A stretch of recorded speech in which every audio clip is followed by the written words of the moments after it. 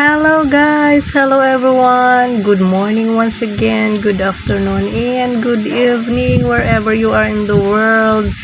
A day before Valentine's Day ito guys. And for today's vlog ay as you can see, nakasakay na naman ako sa motorsiklo. Kasi unexpected itong biyahe ko na to. Hindi ko inakala na makakarating ako sa lugar na pupuntahan ko kasi ako ay nautusan ng aking asawa na pumunta doon sa isang church para mag-attend daw ng meeting. Tapos ihatid ko din yung t-shirt ng mga kasama naming pastor kasi meron kaming ministry na gagawin sa school na malapit dito sa amin, yung values education para sa mga grade 10 students. So dala-dala ko yung aking mahiwagang tote bag at yun na nga, nakapambahay. Pagdating ko doon sa church, hindi pala doon ang venue.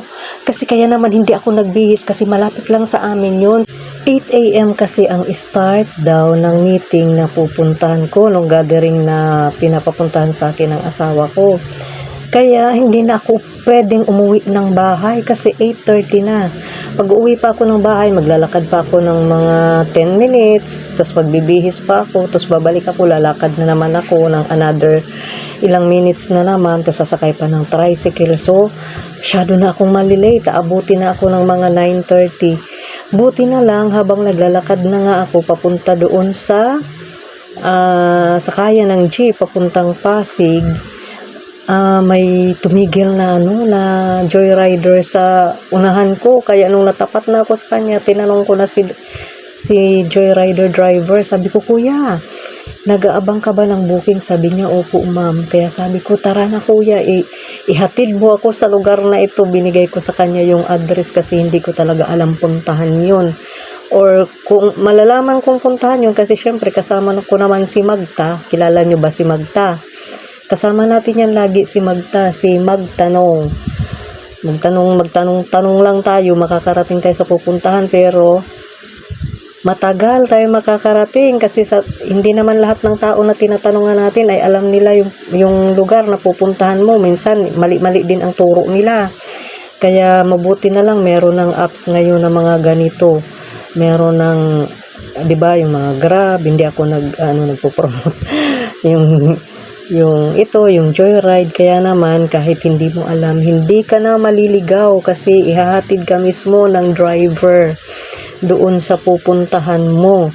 At kaya naman eto na nga, C6 kami dumaan guys, sa C6 kami dumaan para mas mabilis kasi itong may Waze to susundin niya din yung turo ng Waze kasi syempre di naman kabisado din ng driver. Minsan din ito si Waze mali-mali na naka-experience na ba kayo ng ganon? Kasakay kayo tapos nag-grab, tapos dahil nga si grab driver nagdidepende siya sa kay Waze, ay nako, hindi alam ni Waze na nagre-repair pala doon sa isang kalsada. So ayan, pagdating doon hindi pwedeng dumaan, so iikot na naman. Kaya kawawa si driver, lugi siya sa kanyang gasolina kasi na mas lalong napapalayo. At dito nga, napadaan na kami dito sa Taytay, Dabanda. Nagtaka ako, kaya pala nung pagdaan namin nung isang gabi, maraming tao dito. Yung pala, may perya pala, parang fiesta siguro nila dyan, or festival. Ganon, at may mga dun, may mga nagtitinda ng mga, may tiyanggi doon nung dumaan kami nung gabi. And sabi ko nga kanina, dahil hindi ko alam ito guys, ito basta alam ko lang ito kasi nadaanan namin papuntang Taytay, pero yung pupuntahan ko is parang yata yun, papuntang Kainta na yun, kaya hindi ko talaga sigurado. And salamat na lang at merong rider na ito ihahatid niya ako at salamat naman nga at nakarating ng matiwasay kami doon sa lugar na yun. So ito nga, binivideo kasi para, di ba, kahit hindi ko alam yung lugar, pag nadaanan ko ulit, syempre, familiar na siya sa akin, di ba? Hindi na ako maliligaw, hindi na ako kayang lugar na ito dito, di ba? Kaya, napakalaking bagay din yung meron tayong mga na ngayon. Meron tayong gadget na nakakapag-video tayo, di ba? Meron tayong tawag nito proof na narating na natin ang lugar na ito. And mabuti na lang din, hindi ganun kainit yung sikat ng araw. Kasi ngayon, alam nyo guys, summer na ngayon, di ba? Mainit na. Pero nito, nung nagbabiyahe ko, hindi masyado mainit ang ang sikat ng araw. Kasi pa lang din naman to mga almost 9 a.m. pa lang ito. Ayun nga, medyo makulimlim. May init man, pero hindi masyado kasi din, cloudy, di ba? Tingnan nyo, ayan cloudy yung yung kalangitan, maulap siya. Kaya naman na-amaze ako dito sa din. Ang ganda nitong tulay na to, di ba? Ayan, tingnan nyo, di ba? Kaya lang ma-traffic, kahit saan ka talaga magpunta, maabutan ka ng traffic. So ito na nga, nakarating na ako dito sa lugar na ito, at pagdating ko nga meron silang pa-breakfast. Salamat na lang, may free breakfast pala dito pag nag-register ka na. And natapos na nga yung yung nagsalita na yung mga speaker at yung mga kung sino pa doon. And ito na nga, ang gagawin pala namin dito ay magpipirma kami ng Memorandum of Understanding para sa ministry na aming gagawin. Kasi sa mga hindi pa nakakaalam, sasabihin ko ulit, ang aking asawa ay isang pastor. So itong mga kasama ko, mga taga-Taguig kami, and ito, lahat ito, halo-halo na to, basta buong to, NCR na mga pastor. So yung grupo ko, syempre kasi taga-Taguig kami, so mga taga-Taguig ang kasama ko, and pipirma na kami ng aming Memorandum of Understanding. And pagpa-uwi na namin, nag-grab kami ito. Ilan kami dito? 5 kami na magkakasama-sama pa uwi na ng Taguig kasi di kami pwedeng mag-commute ulit. Although madami kasi kami, merong binigay sa amin na mabigat. May binigay sa amin na Bibles, tsaka isang karton na Bible at tsaka mga ball pen. So hindi namin pwedeng bitbitin yun, at lalong hindi ko pwedeng bitbitin yun dahil kalaban ko talaga yung magbuhat ng mabigat. Nagkakasakit ako pag nagbubuhat ako ng mabigat, ewan ko ba. So ito, nag-grab kami ng aking mga kasama pa uwi, and na-amaze ako sa kanya guys. Ayan yung aming driver ay babae.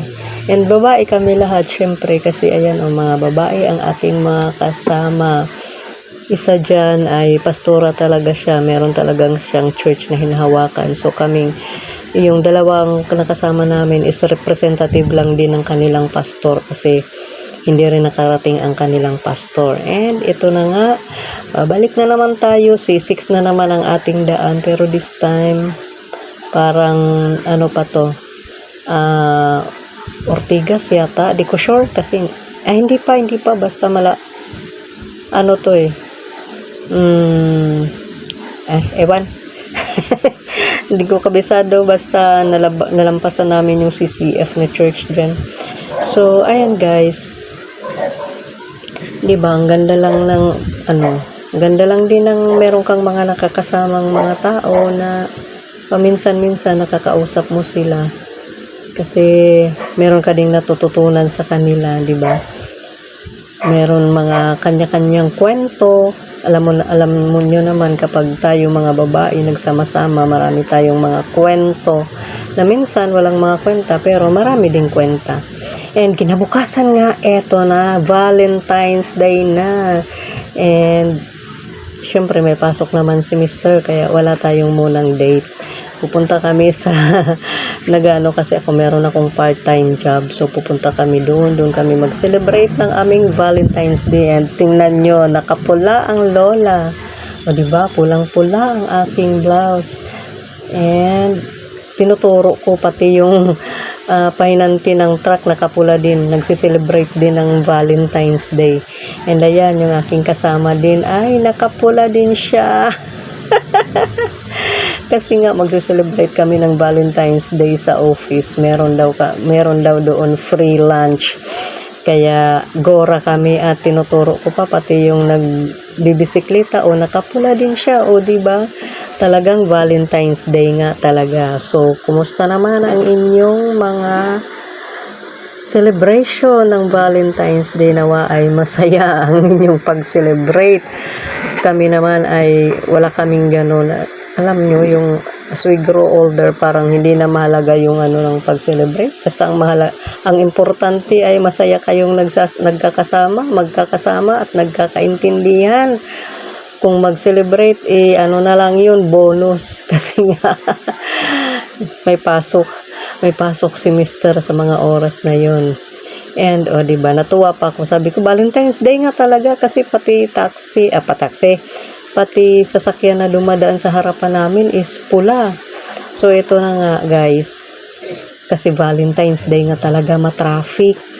Dahil sabi nga nitong driver ng kotse na sinasakyan namin, marami ngayon ay nagla-lunch date na.